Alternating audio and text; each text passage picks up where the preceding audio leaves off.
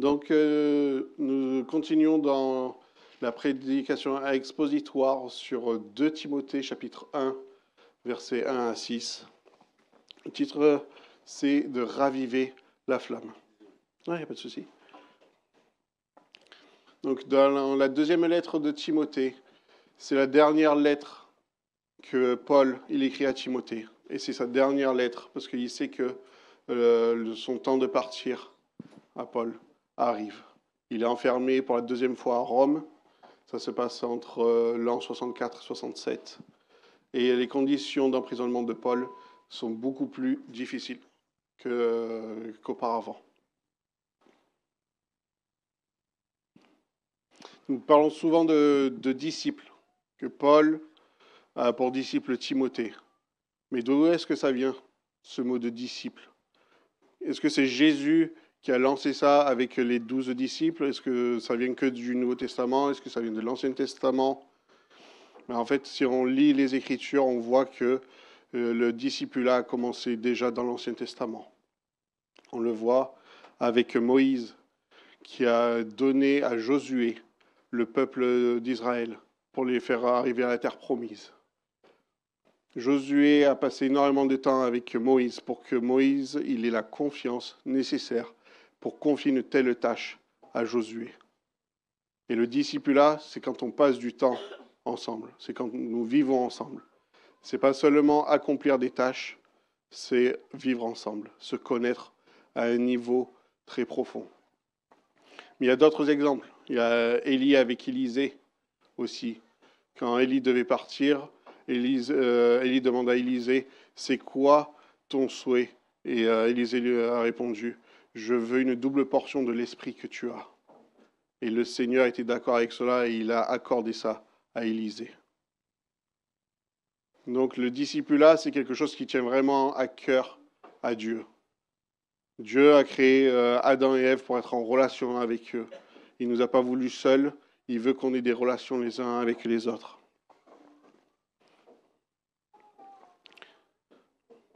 James Wilder a dit « Certaines personnes ont été élevées dans des familles très différentes de ce qui est décrit dans les directives bibliques. Ces personnes arrivent souvent seules à l'âge adulte, manquent de relations sociales et de maturité, et ne disposent pas de la dynamique familiale nécessaire pour surmonter leurs déficits. Les parents biologiques peuvent avoir gravement été dysfonctionnels ou absents, et il se peut même qu'il y ait eu des abus, qu'il n'y ait pas eu de communauté pour les aider à mûrir. C'est là que l'Église devrait jouer un rôle en tant que famille d'adoption, le corps de Christ et la famille conçue par Dieu, le Père, pour créer un espace sûr pour ceux qui ont besoin de guérison. Il faut que nous prenions conscience que nous sommes en construction, nous sommes un chantier pour Dieu. Et j'ai été tellement content hier de voir les participants à la journée de la liberté. On n'a jamais eu autant de participants. Et ça me montre que les personnes, ils ont envie de plus de Dieu dans leur vie. Et c'est que par là que commence un réveil. C'est par là qu'on commence à être transformé de l'intérieur vers l'extérieur et qu'on va toucher les peuples extérieurs. Mais il faut que ça commence par quelqu'un, par quelque chose. Et c'est souvent quelque chose de petit, mais pour que ça devienne plus grand. On a besoin d'appartenance. C'est pour ça que Dieu a créé la famille naturelle. C'est pour ça que Dieu a créé les communautés, a créé l'Église. C'est là où on peut être soi-même, on peut rire, on peut pleurer, on peut ouvrir son cœur et dire « Ok, j'ai un fardeau dans mon cœur, j'ai un fardeau dans mes pensées, je n'y arrive pas, j'ai des batailles, j'ai des addictions. » Tout ce qu'on a couvert hier dans la journée de la liberté. Et c'est dans l'Église où on doit se sentir aimé et assez confortable et en sécurité pour pouvoir ouvrir nos valises et dire « Ok, regarde mon fardeau, aide-moi à faire le tri, à faire le nettoyage. » Ton identité est plus liée à qui tu es plutôt qu'à tes accomplissements. Appartenir à une famille, une église, une communauté devient un repère. On a souvent des problèmes d'intégrer une communauté parce qu'on est issu de familles dysfonctionnelles. Ma famille était dysfonctionnelle, je n'ai pas connu mon père. Je l'ai connu à l'âge de 27 ans. Donc vous pouvez imaginer. les problèmes dans lesquels j'ai grandi. Mais Dieu a un plan de rédemption. Et à l'âge de 25 ans, il m'a fait rencontrer l'Église. Et là, j'ai été porté par un amour, par des frères, des sœurs, des pères et des mères spirituels de qualité. Parce qu'ils se sont assis à la table avec moi. Ils ont ouvert la parole et on a plongé dans le caractère de Dieu. J'ai fait les choses comme bon me semblait. Mais quand j'ai lu en Luc 15 la parabole du fils prodigue, on met souvent l'emphase sur le fils, mais c'est au niveau du père qui est important. Parce que le père, il n'a pas attendu son fils au seuil de la porte. Il est allé le chercher. Il a couru vers son fils. Peu importe ce qu'a fait le fils, il a triché, il a pris ce qu'il ne méritait pas, il a gaspillé ce qu'on lui a donné, il a été un mauvais intendant. Mais le Père au ciel, notre Père au ciel, il est disponible pour nous. Et il court sans cesse vers nous. Et c'est à nous de nous tourner vers lui, de l'accueillir et de dire, j'ai besoin de toi, Père. Si on a des soucis avec l'autorité dans notre vie, c'est parce qu'il y a un manque de Père naturel dans notre vie. Et pourquoi le Père est souvent manquant? C'est parce que le diable veut détruire les familles. Et le plus souvent, il détruit les familles au travers du Père. Parce que c'est l'autorité que Dieu a mis en place. Si vous avez un reproche, une amertume, une douleur vis-à-vis de votre Père, il est important de pardonner. Parce que si vous gardez cette amertume, c'est comme si vous buvez, vous voulez lui donner du poison, mais que c'est vous alors qui le prenez. Vous vous autodétruisez, vous vous anéantissez, vous ne rentrez pas dans le plan de Dieu, le plan d'amour parfait, de lâcher prise et de dire « je te pardonne ». Le pardon est extrêmement puissant. Et on peut pardonner parce que Dieu nous a pardonné le premier et ensuite on pardonne aux autres. La plus grande différence entre l'amour de Dieu et la peur de la religion est la direction dans laquelle tu cours quand tu as des problèmes. La religion dit « j'ai fait quelque chose de mal, je dois me cacher ». Alors que l'esprit d'enfant d'adoption que Dieu nous donne, c'est « j'ai mal agi, où il est mon Père ». Je cours à lui. Parce qu'il y a un refuge. Parce qu'il m'accueille. Un enfant a besoin de savoir que son Père ne retiendra rien de mauvais contre lui. Quand on est dans l'amour, on se sent capable d'être nous-mêmes. Nous devons agir comme des pères et des mères avec nos enfants naturels et nos enfants spirituels. Dans le monde, nous pensons que d'abord nous devons nous contenter de nos besoins physiques et émotionnels, alors que Dieu nous enseigne d'être d'abord ancrés dans sa parole. Parce que c'est lui qui donne toutes choses. Chaque matin, je lis un chapitre de la Bible pour enfants à mon fils Caleb. Et Caleb aime beaucoup son petit déjeuner, comme son père. Et du coup, je dis à Caleb, est-ce que tu veux un morceau de pain avant la Bible? Est-ce que tu veux un morceau de pain? Est-ce que tu veux un cookie? Est-ce que tu veux un yaourt? Et quand je dis ça au milieu de la journée, il est tout excité. Il dit oui, oui, oui, s'il te plaît. Comme ça, en langage de signes qu'on lui a appris. Et là, c'était avant qu'on ait lu la parole. Et il a soufflé. Il a fait, quand je lui ai demandé, est-ce que tu veux ton petit déjeuner avant la parole de Dieu? Il a fait... Et je lui ai dit, est-ce que tu veux passer du temps dans la Bible? Il a fait, oui, s'il te plaît. Donc en tant que père, c'est à nous d'aiguiser nos enfants pour aimer la parole de Dieu. Il a seulement 1 an et il sait d'abord que le matin, c'est la parole de Dieu qui est primordiale, avant les besoins physiologiques. Si le discipulat consiste simplement à apprendre davantage sans approfondir notre relation avec Dieu et les autres, alors nous courons le risque d'être réprimandés par Jésus, comme il a fait avec les experts de la loi. Vous étudiez assidûment les Écritures parce que vous pensez que c'est par elles que vous possédez la vie éternelle. Ce sont les Écritures qui rendent témoignage de moi, et pourtant vous refusez de venir à moi pour avoir la vie. On ne peut pas continuer à éviter le discipulat. et continuer de dire que nous suivons les Écritures. Si nous devions mettre un seul mot pour le but de l'Église, je crois que ça serait discipulat. Il n'y a pas de plan B pour toucher le monde. Faire des disciples veut dire attirer premièrement les gens à Christ, leur montrer comment le suivre et faire d'eux des personnes qui ressemblent à Jésus. C'est ça ce que c'est que d'être un disciple. Amener des personnes à Jésus, leur montrer comment marcher avec Dieu pour qu'ils ressemblent à Dieu. Donc dans le verset du jour, dans 2 Timothée 1, versets 1 à 7, Paul, apôtre de Jésus, par la volonté de Dieu, chargé d'annoncer la vie promise par Dieu et accessible dans l'union avec Jésus-Christ, salue Timothée, son cher enfant. Que Dieu le Père et Jésus-Christ, notre Seigneur, t'accordent grâce, compassion et paix.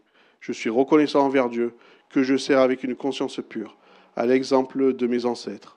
Lorsque continuellement, nuit et jour, je fais mention de toi dans mes prières, je me rappelle tes larmes et j'éprouve un vif désir de te revoir afin d'être rempli de joie. Je garde le souvenir de ta foi sincère, cette foi qui se trouvait déjà chez ta grand-mère Loïs et ta mère Eunice. À présent, elle habite aussi en toi, j'en suis pleinement convaincu.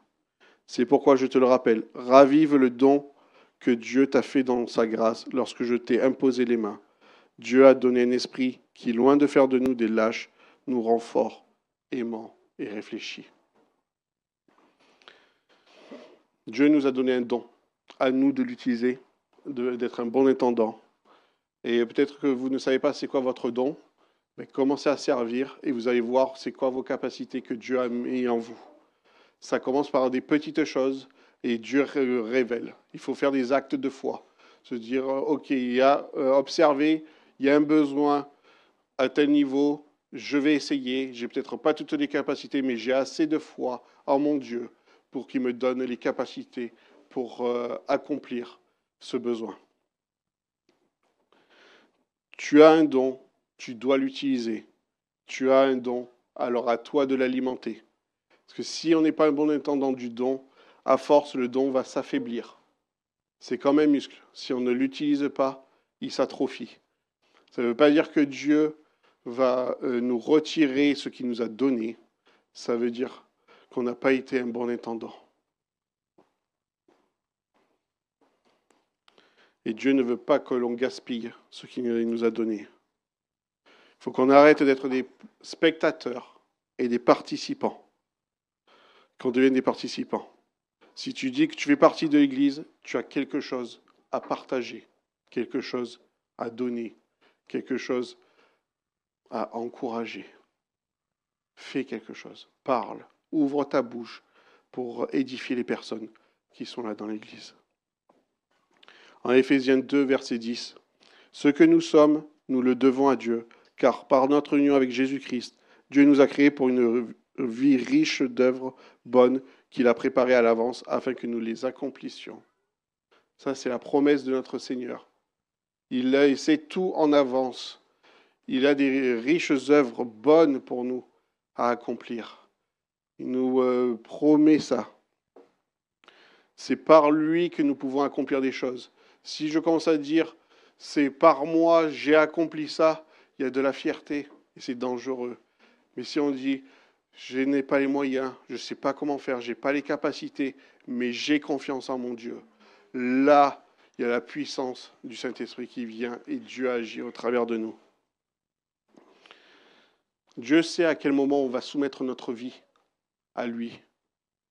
Et quand on fait ça, on reçoit son Saint-Esprit et il y a un don qui arrive aussi. Il faut qu'on accepte que Dieu nous donne des choses. Il faut arrêter de se sentir exclu, orphelin. Je sors de la boîte, je fais partie de l'Église, mais qu'à moitié. Non, vous faites partie du corps de Christ pleinement. Mais vous devez être actif pour rentrer pleinement dans le plan global que Dieu a prévu. Il y a un plan personnel pour votre vie, mais il y a un plan aussi en tant que corps de Christ à accomplir ensemble. 1 Pierre 4, versets 10 à 11. Chacun de vous a reçu de Dieu un don de la grâce particulier. Nous sommes chacun unique. C'est pour ça que Dieu donne un don particulier à chacun, pour que chacun puisse apporter quelque chose, qu'il exerce au service des autres comme un bon gérant de la grâce infiniment variée de Dieu, que celui qui parle transmette les paroles de Dieu, que celui qui sert accomplisse sa tâche avec la force que Dieu donne. Agissez en toutes ces choses de manière à ce que la gloire en revienne à Dieu par Jésus-Christ, à qui appartiennent la gloire et la puissance pour l'éternité. Amen. En Romains 12, verset 6. Et nous avons des dons de la grâce différents, et dans sa bonté, Dieu nous a accordé. Pour l'un, c'est la prophétie qu'il exerce cette activité conformément à notre foi commune. Et la suite dit, pour d'autres, c'est des paroles d'encouragement, et ainsi de suite. Il y a tout un tas de dons, et c'est à nous de le développer comme un muscle, comme une activité. Et plus on l'utilise, plus ça va être facile, et plus on va jouir de ce don, et on va jouir de la présence de Dieu qu'on déclenche partout là où on va. Ne laisse pas ton feu s'éteindre. Un feu peut s'éteindre. Il y a tellement de choses dans ce monde qui peuvent nous faire déprimer, nous donner la peur. On a tous commencé quand on a donné notre vie avec Jésus avec un feu ardent, un feu brûlant. Mais est-ce que c'est toujours une fournaise, votre feu de l'esprit qui est en vous? Ou est-ce que c'est une petite flamme en mode survie qui est cachée par une coupelle? Ou est-ce que vous avez la foi nécessaire pour être au sommet de la montagne, pour que vous soyez comme un phare et qu'on vous voit au loin? Que vous soyez un repère pour les personnes qui sont perdues? Que vous soyez un exemple des ressources que Dieu a pour son peuple?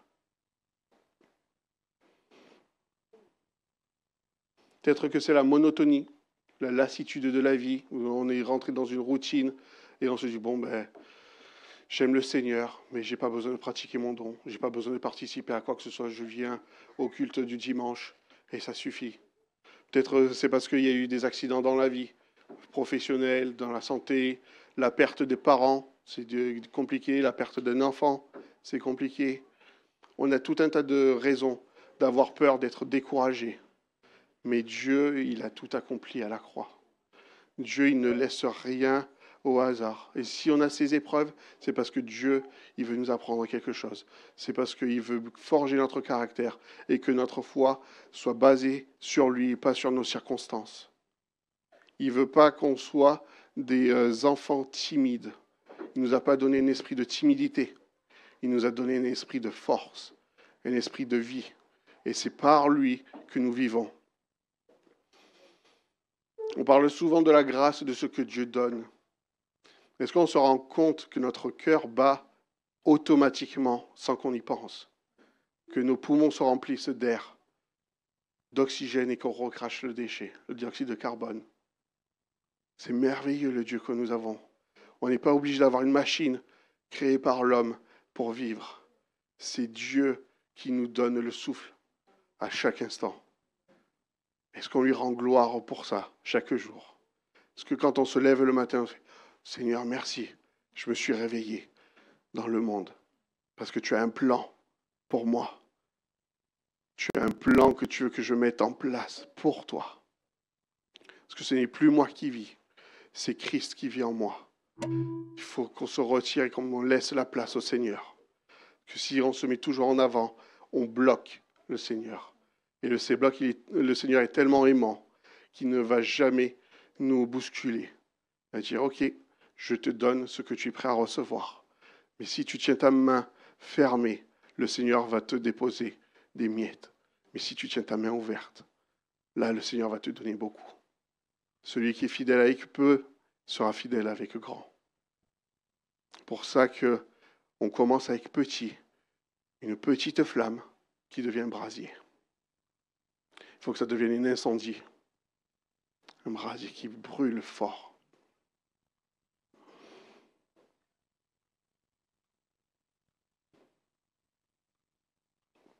On est tous différents dans le corps de Christ, mais tous ensemble, on peut tous contribuer à ce que Dieu nous appelle à faire. Quand on était à l'école, qu'on était malade, qu'on n'avait pas envie d'y aller. On avait besoin de quoi? D'un mot du docteur, d'un mot des parents pour être épargné, être mis de côté. C'est bon, on a quelques heures de repos. Mais ça ne marche pas avec le Seigneur. On ne peut pas dire, oh, Seigneur, je suis malade, je ne vais pas. Je suis fatigué, je ne vais pas. Mon père et ma mère naturels m'ont dit, ok, repose-toi aujourd'hui.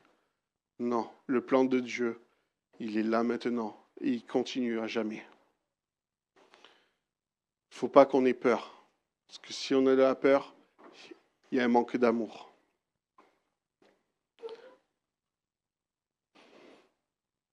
Au lieu de se fixer sur ce que nous n'avons pas, fixons-nous sur ce que nous avons.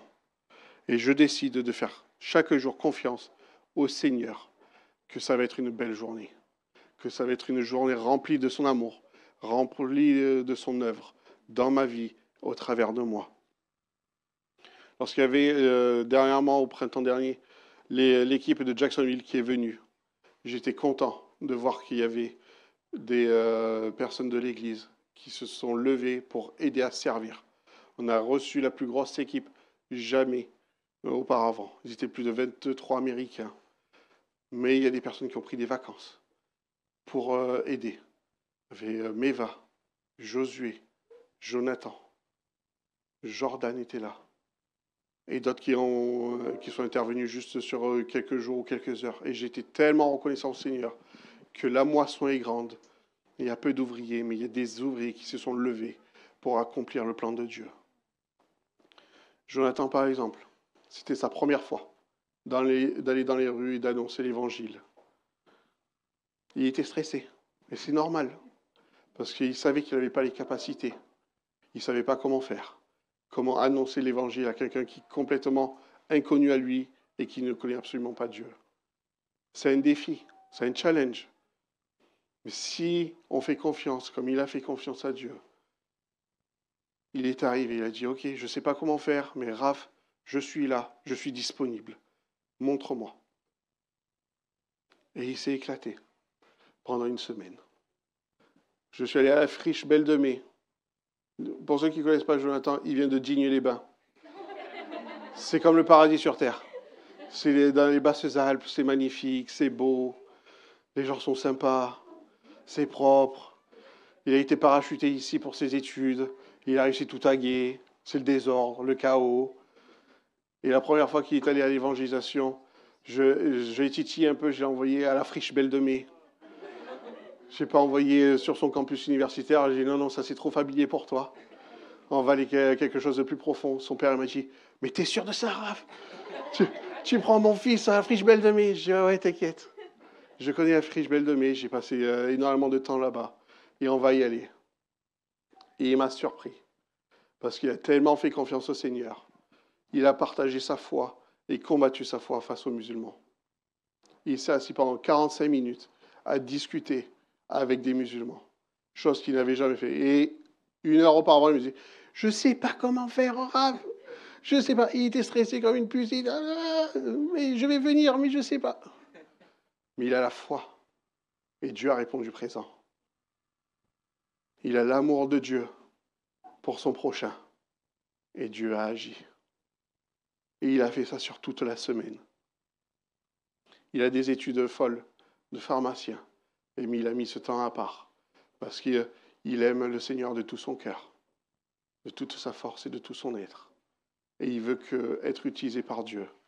Il sait qu'il a des responsabilités avec ses études. Ça ne veut pas dire qu'il lâche ses études pour prêcher l'évangile tous les jours de sa vie dans les rues. Non, mais il a mis une saison à part, une semaine, qu'il a sacrifié pour Dieu. Il a dit, ok, là, je suis 100% à toi. Je ne suis pas pharmacien, je suis ton fils qui va dans la mission. Je suis ton fils qui veut partager le feu qui est en moi pour le transmettre la flamme. Que mon feu soit communiqué. On a tous un héritage à donner. Là, c'est la dernière lettre de Paul à Timothée. C'est un adieu qu'il fait. Et quand on plonge dans cette deuxième lettre, on voit vraiment un mentor parler à son fils spirituel, mais on voit un père parler à son Fils. Parce qu'il veut laisser un héritage. Quel héritage aujourd'hui, si on doit partir demain, on va laisser aux générations futures? C'est notre responsabilité en tant qu'anciens, en tant que personnes matures, d'enseigner les nouvelles générations. Si on est un leader, si on est un croyant, mais qu'on n'a pas d'amour pour les nouvelles générations, on a raté la cible. On est là pour transmettre. On n'est pas là pour garder les choses pour nous. Quand des croyants matures négligent leur responsabilité de partager leur sagesse et amour avec les jeunes chrétiens, les plus jeunes chrétiens ne seront pas assez équipés pour la mission. Ils peuvent être énergiques et talentueux, mais sans une direction couverte d'amour, ils vont sortir de la voie. Il est tellement important d'avoir des relations profondes, les uns avec les autres, pour qu'on puisse empuissancer, comme on dit, dans l'Église. Transmettre la puissance que Dieu nous a donnée aux autres, comme on a vu dans Élie avec Élisée. Transmettre les dons de l'Esprit, les dons que Dieu nous a donnés à une génération suivante. Dieu a un plan pour toi. La raison pour laquelle tu existes n'est pas pour toi, c'est pour que tu reflètes la gloire de Dieu dans ta vie. Quel est ton rôle dans le plan de rédemption de Dieu pour ce monde? En tant que père, en tant que travailleur, en tant que croyant, en tant que frère, sœur, quel est ton rôle? Dieu est en train d'agir sans même qu'on le sache ou qu'on soit conscient dehors. Il y a des personnes qui ont la révélation de Dieu, mais qui ne savent pas par où commencer, où être intégré, où être adopté. Ça a été mon cas. Dieu s'est révélé plusieurs fois à moi et j'ai attendu 3 ans que l'Église vienne me rencontrer. Combien vous pensez qu'il y a de personnes dehors qui ont la révélation de Dieu, mais qui ne savent pas? Ils sont désorientés. C'est à nous d'aller et les chercher et de leur montrer Dieu, comment le suivre pour qu'ils ressemblent plus à Jésus. Le diable il rôde et il rugit comme un lion. C'est un imitateur, mais ce n'est pas lui la vérité. Il faut bien en être conscient. Dans Romains 3, 27 à 28, où est donc la raison de se montrer fier? Elle a été exclue. Par quelle loi? Par celle des œuvres. Non par la loi de la foi. En effet, nous estimons que l'homme est déclaré juste par la foi, indépendamment de l'œuvre de la loi. Dieu nous demande de lui obéir. Si on ne lui obéit pas, c'est qu'on ne le considère pas vraiment Dieu. Parce qu'il n'est pas notre Seigneur. Quand est-ce que la dernière fois tu as obéi à Dieu? C'était quand la dernière fois que tu as dit oui, Seigneur? Quand il te dit quelque chose de faire. Quand tu sais que tu as fait un pas d'obéissance à Dieu. Pourquoi tu ne l'as pas fait? Pourquoi tu as désobéi à Dieu? Est-ce que c'est parce qu'il y a de l'arrogance dans notre cœur? De la peur? La Bible nous enseigne 365 fois, n'aie pas peur. Ce n'est pas pour rien. Parce qu'il sait, le Seigneur, que le diable joue avec nos émotions. Et la plus grande émotion qui nous bloque de Dieu, c'est la peur. Les Écritures nous racontent que l'amour et la peur sont 2 émotions opposées. La peur ne peut pas rester dans la présence de l'amour. Quand Dieu commence à bouger, ne serait-ce que le petit doigt, le diable, il fuit dans la direction opposée. Parce qu'il y a de la puissance dans le nom de Jésus. Il y a de la puissance dans sa présence. Et quand Dieu commence à peine à bouger, l'ennemi fuit. Il ne peut pas rester. Parce que Dieu est trop puissant. Le diable est puissant. Ne me faites pas dire ce que je n'ai pas dit. Je n'ai pas dit que le diable était faible. Il est puissant. Mais notre Dieu est encore plus puissant que lui.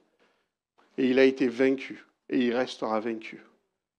C'est à nous de faire confiance à Dieu et de dire, oui Seigneur, je t'obéis. Dans l'amour, il n'y a pas de place pour la crainte, car l'amour parvenu à une pleine maturité chasse toute crainte. En effet, la crainte suppose la perspective d'un châtiment. L'amour de celui qui vit dans la crainte n'est pas encore venu à sa pleine maturité. Est-ce qu'il nous manque de la maturité en Jésus? ce qui nous reste de la crainte. C'est pas une honte.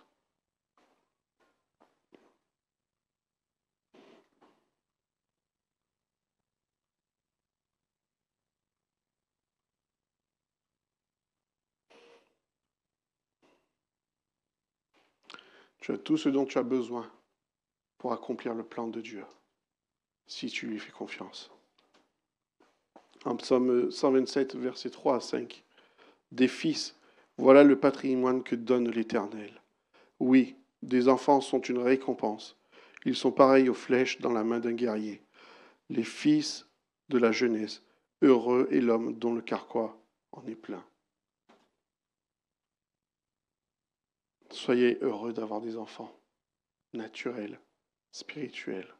Ce sont des armes et des récompenses que le Seigneur nous a données. À l'époque, c'était les guerriers qui faisaient leurs propres flèches. Comme ça, ils pouvaient les faire à leur guise, avec la longueur, le poids, la pointe qu'ils voulaient. C'était leur désir, c'est comme ça qu'ils pouvaient se sentir à l'aise d'utiliser leur flèche. Et une flèche n'est pas faite pour rester dans le carquois. Elle est faite pour être utilisée dans la bataille. Et nous devons envoyer nos enfants comme des flèches dans le monde pour impacter le monde. C'est une bataille spirituelle. Il faut arrêter d'être naïf et de se dire que tout va bien, on est sauvé. Non. Nous avons besoin d'être des guerriers pour notre Seigneur Jésus-Christ. Et il y a une armée céleste qui nous entoure, qu'on ne voit pas. Mais le Seigneur dit, ce dont tu as besoin, demande-le et je te le donnerai si tu as la foi. Si tu as le moindre doute, je ne te donnerai pas. Mais si tu as la foi, je te donnerai ce que tu me demandes. Ayons cette foi nécessaire pour qu'on multiplie le nombre de disciples, pour qu'on multiplie le nombre d'enfants spirituels, pour qu'on puisse les envoyer évangéliser, pour qu'on puisse les envoyer guérir le monde, pour qu'on les envoie encourager le monde. Le monde a un besoin et tu as été désigné de participer à la solution. Quand le Père instille cette pensée tôt dans le cœur de l'enfant, ça pose la fondation pour l'esprit d'adoption et l'enfant connaîtra sa raison d'exister. On a besoin de savoir qu'on a été designé pour un plus grand plan que nous-mêmes. Parce que si on vit de manière égoïste, après, on devient dépressif. Mais si on a le plan large, le plan de Dieu, et qu'on voit qu'on fait partie de ce plan, de ce puzzle, là, on a une dynamique qui est alimentée. Notre foi, notre feu à l'intérieur de nous. C'est comme si on rajoute du combustible. Comme un barbecue. Quand on cuisine au charbon de bois. On cuisine, il y a la braise, et puis après on passe à table, on laisse la braise se faire. Puis quand on retourne, on nous dit « Waouh, c'est tout blanc, il ne se passe plus rien ». Est-ce que vraiment il ne se passe plus rien? Je ne crois pas. Je crois que si on cherche vraiment, qu'on titille juste un petit peu, on souffle un petit peu, un petit souffle de vie, on voit que ça devient rouge vif.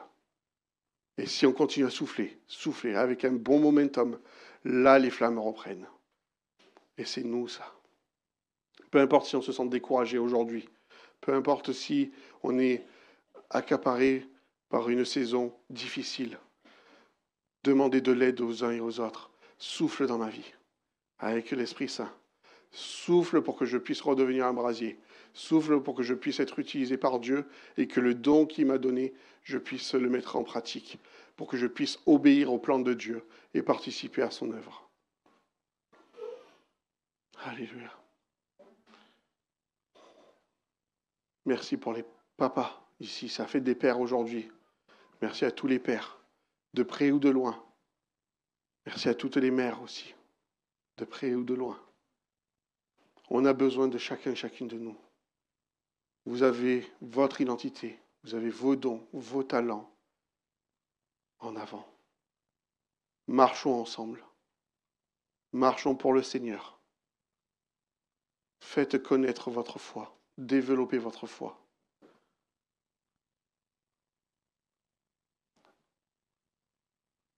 Je veux pas que, en partant d'ici, on soit comme on est venu. Si on est venu la tête baissée, fatigué. Ceux qui sont fatigués aujourd'hui ou depuis un moment, s'il vous plaît, venez et recevez la prière. Que vous recevez un boost, un souffle de vie, un souffle du Saint-Esprit, que vous soyez en feu encore et que vous ayez allé dans la parole de Dieu, intégrer un petit groupe, trouver un mentor, trouver quelqu'un dans l'église et dire hey, j'ai besoin de quelqu'un me guide, j'ai besoin qu'on m'aide parce que je n'arrive pas à comprendre ces passages bibliques, je ne comprends pas pourquoi Dieu il est si bon et je suis aussi mauvais, j'ai besoin d'aide. On a tous besoin d'aide.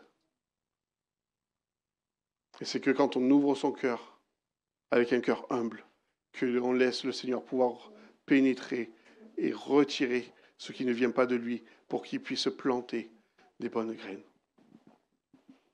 Amen. Donc, merci Seigneur pour toutes ces personnes qui sont là. Merci Seigneur qu'on est transformé par ton esprit. Merci Seigneur qu'on est venu ce matin comme on est et on repart fortifié et édifié Seigneur. Merci Saint-Esprit qu'on ne soit pas une braise éteinte, Seigneur, mais qu'on soit un feu qui brûle pour toi, avec ton amour, avec ta présence, Seigneur, et qu'on se mette à l'œuvre ensemble, main dans la main. Merci pour les dons et les talents que tu nous as donnés et qu'on les mette en œuvre, qu'on pratique l'amour fraternel. Parce que lorsque les gens verront l'amour que l'on se donne les uns envers les autres, ils verront que le Seigneur Jésus est au milieu de nous. Merci Seigneur, que tu ne laisses personne indifférent à ta puissance. Tu ne laisses personne de côté, parce que tu as un esprit d'adoption. Merci pour ces enseignements de Paul à Timothée. Merci qu'on cultive cette culture d'honneur et cette culture de mentor à disciple. Que tout ce que tu nous as donné, Seigneur, qu'on ne le garde pas pour nous, mais qu'on le donne, qu'on enseigne aux nouvelles générations, Seigneur. Merci que l'Église doit être un exemple et d'aller vers les autres. Merci qu'on sorte de notre zone de confort. Et Seigneur, que tu travailles en nous et que tu nous transformes de l'intérieur vers l'extérieur. Merci pour toutes ces générations, toutes ces cultures représentées ici, Seigneur. Merci pour ces personnes qui reconnaissent que tu es Dieu, que tu es Seigneur, et que on rentre dans des pas d'obéissance, des pas de foi, Seigneur, comme a fait Jonathan, comme a fait tant d'autres, Seigneur. Tu vois là où chacune est, Seigneur, et tu vois tout ce qu'ils ont accompli en ton nom jusqu'à présent. Seigneur, merci, et que ça continue. Que ton Saint-Esprit vienne maintenant, et que tu ravives la flamme, encore et encore. Même ceux qui n'ont jamais baissé dans la flamme, qui continuent, Seigneur. Que jusqu'à notre dernier souffle que tu nous donnes, on brûle pour toi, Seigneur. Qu'on batte le fer tant qu'il est chaud et qu'on y va. Qu'on s'aiguise les uns les autres avec ta parole. Qu'on se enseigne dans l'amour, Seigneur. Alléluia. Merci Jésus. Tu es l'exemple parfait, Dieu. Et tu as pris des personnes qui n'avaient pas les capacités, mais tu leur as donné la capacité. Merci que c'est la même chose avec nous, Seigneur. Merci qu'on ne te limite pas, Seigneur. Tu as toutes ressources. Tu es en dehors du temps. Et merci que tu nous donnes ta vision des trésors cachés qu'il y a en nous, Seigneur. Merci que je déclare de ma bouche, je suis un trésor. J'ai de la valeur en toi, Jésus. Et c'est toi qui me donnes mon identité. C'est toi qui me donnes le pain quotidien. C'est toi qui me restaures chaque jour. Merci pour chaque souffle que tu me donnes.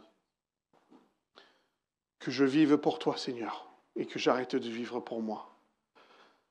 Merci, Seigneur, que ton sacrifice soit connu de tous. Que ton amour soit connu de tous. Je veux te voir agir, Seigneur, dans ma vie et dans celle de mes frères et de mes sœurs. Merci que ton Église soient en feu pour toi, Seigneur. Que tous ces petits feux, ces grands feux, Seigneur, soient comme le feu de Saint-Jean, Seigneur. Un énorme feu vu de tous, qui est de la fumée, Seigneur. Qui voit, Seigneur, qui fait bon d'être là. Parce que c'est un feu qui est bon. Ce n'est pas un feu destructeur. C'est un feu où on se sent bien, où on se sent en confort, où on se sent en sécurité pour être nous-mêmes, pour te laisser la place. Amen. Amen. Merci.